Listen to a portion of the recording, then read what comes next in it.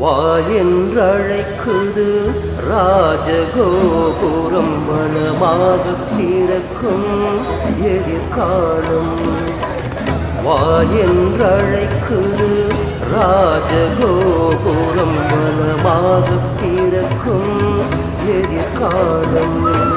தாயென்று கேட்டால் தருவதில்லை, தாயென்று கேட்டால் தருவதில்லை, என் தாயுமானவன் விடுவதில்லை.